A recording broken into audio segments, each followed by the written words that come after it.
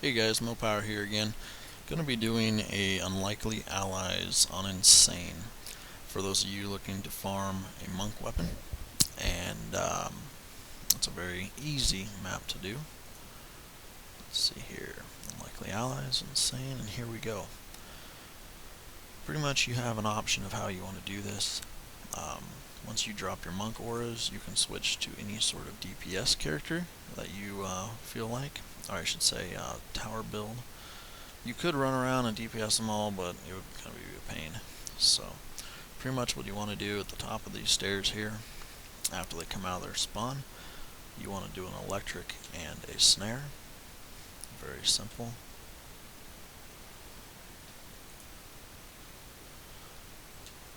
Pretty much what that'll do is bunch them all up, which will allow your trap to finish them off. The electric kills most of them, but the trap will add some DPS to it as well. You will have to DPS a few mobs for this first wave, but there's hardly any of them. And the reason for that is some of them are lightning immune, and then you start off with not enough mana to drop your lightning for here. So feel free to DPS them. They have very low health, I believe under 1,000 health. So alright, let's see. We do have a lightning immune mob here. As you can see, the Ogre in the middle. Your job is to protect him. If he senses a monster is close, he will run to try to fight it. But if you keep him away, he'll pretty much stay in the middle. And once this setup is finished, he really shouldn't move unless you have a glitched mob that somehow gets through, which really doesn't happen too often. I think once out of every couple maps that'll happen for me. Unfortunately, there's no way to speed up this challenge. There's no crystal, so it does its own countdown. No amount of hitting G will make it any better. So pretty much you just have to sit back and wait. Pretty much what I do, if you have any sort of pet that has somewhat decent attack that's been upgraded a little bit, you can pretty much sit back and AFK at the middle spawn. The reason I say the middle spawn is because if you don't make it back in time for the 6th wave, the 6th wave has an Ogre, and you'll want to keep him in that middle area as long as possible so he's taking more damage, and that'll help take him out even if you're AFK. Alright, so the way, excuse me, looks like I hit the wrong button there. The way I set this up is with a trap hunter, but like I said, any sort of DPS tower setup would work, so that way you can AFK. What I do is I put an inferno trap there, tuck it to the right hand side because they will hug these stairs. When they come, they tend to go towards the middle. This one here in the middle, pretty much just drop right in the middle of the stairs. I put it a little bit lower so that it's a little bit tighter here on the sides. Works pretty well.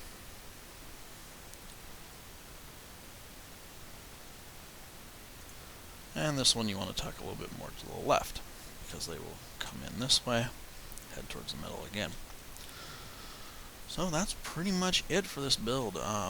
If you feel you need to, you could put any other line of defense, but really this setup with maybe a fire tower up top on each side would probably be enough as well, or magic missile tower. You could put a bumper in the middle. Whatever works. We're only using, it's like 33 out of the 50, so not bad at all. It was using 27 out of the 50, but with this last patch, they increased the amount of defensive units that the monk auras use, but this is still very easy. You have plenty to spare. So, and the inferno traps cost 4 defensive units a piece. So I'll show you what I mean as far as AFKing. Pretty easy.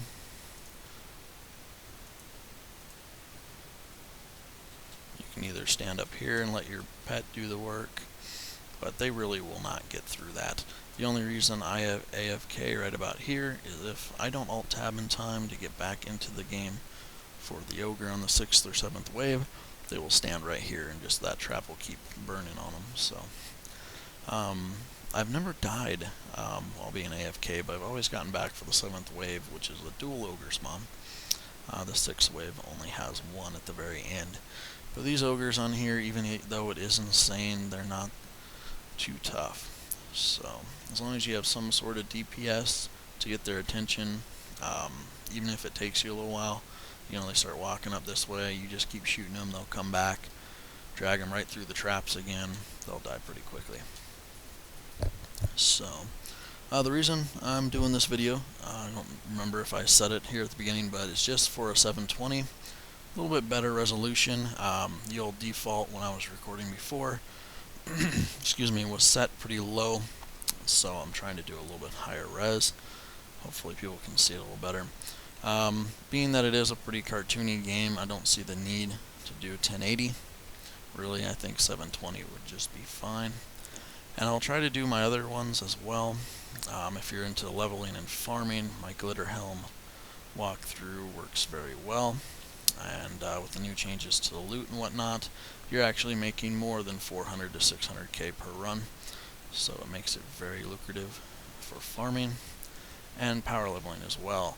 Just to get an idea, because people were asking about the XP, I took one of my 80s, took all the gear off them, deleted them, remade them, and got them from 0 to 70 in a little over 2 hours.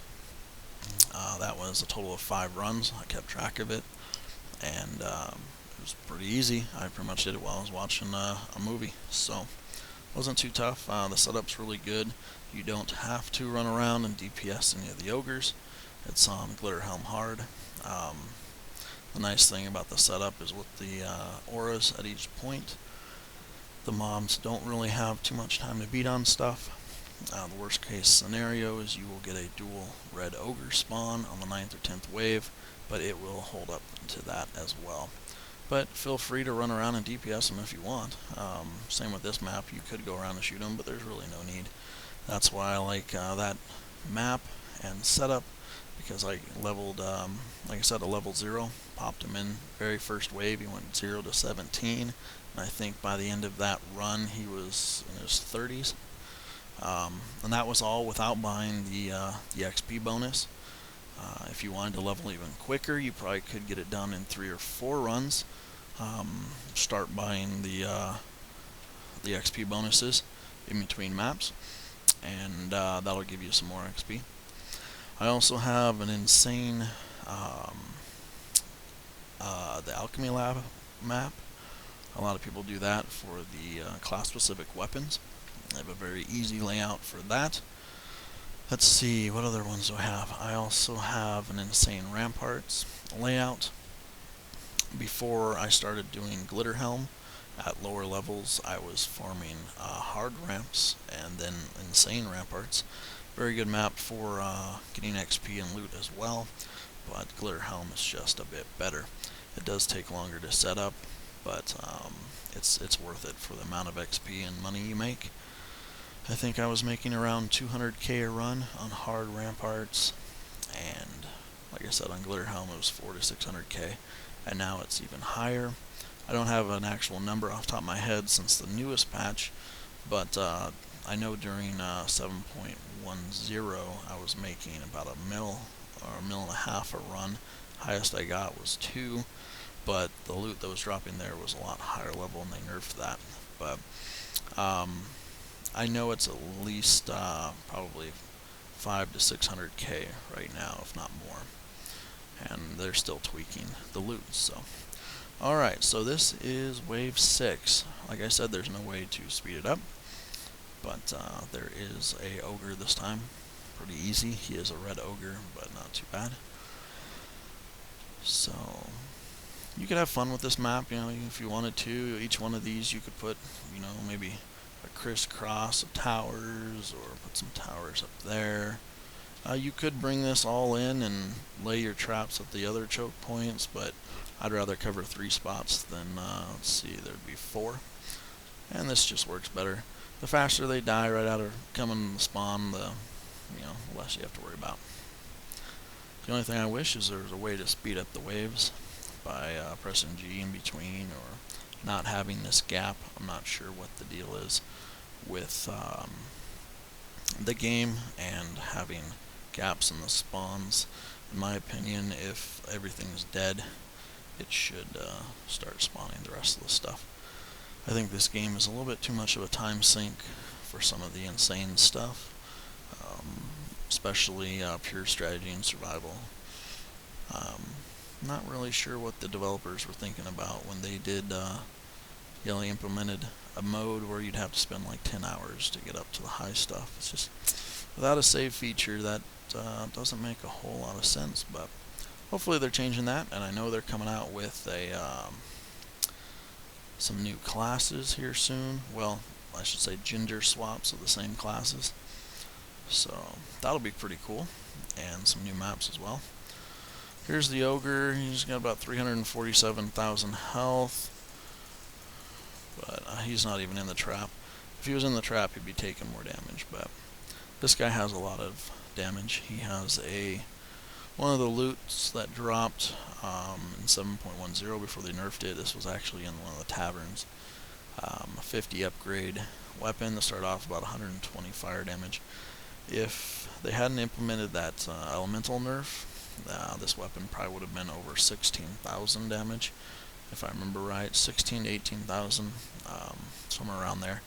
I have an older item calculator that used to show upgrades and what the potential of an item would be.